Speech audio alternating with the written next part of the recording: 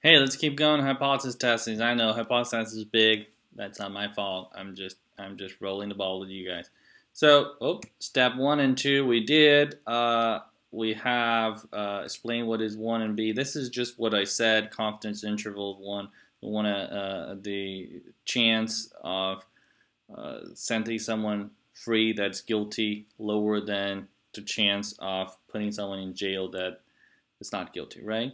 So we want to reduce the p-value, and the p-value will be that 5%, right? So have a 95 confidence level means that you have a chance of 5% of being wrong, but you accept that chance and you roll with it, right? So p-value is a probability. Usually we use the 0.05 or less to accept, to reject the null. Sorry. Number 4 is collect the data and do the test.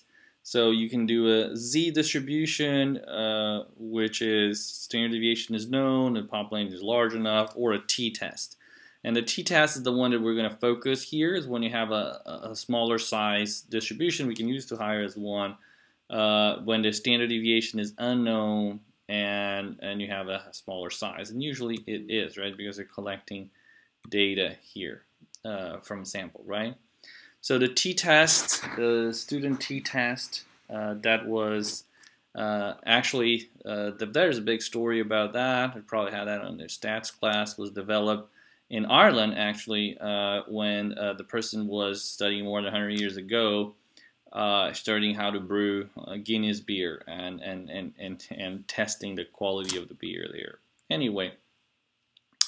And the statistical test here that's allowed us to understand that average on a population. So we can do one sample t-test or 2 sample t-test. 1 sample t-test, we have a value and a sample. 2 sample t-test, guess what? We have 2 samples. Yeah, you got it right. You guys are great. So 1 sample t-test, you have a value, a target value or a known value. And what you want to say is that,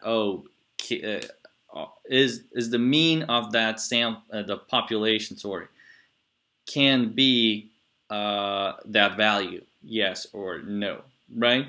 So you have a mean of the sample, right? You have a mean of population, which you don't know. You have the mean of the sample. You collected the sample, and with the sample you can say, well, the mean of the population is somewhere around those values, right? And that was the, allergies, the confidence interval that we created, right? And if that known value is within those confidence intervals, it tells you that it could be the mean of the population. If that known value is outside those limits, it tells you that that known value is not going to be the mean of the population. Again, it's not going to be with 95 confidence level, right?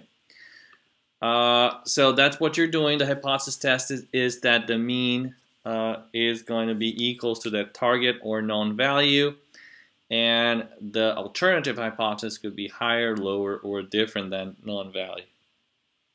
And the way to calculate that, you can calculate that by hand. It's going to be x bar minus mu divided by the standard deviation divided by square root of n, and n is the sample size here.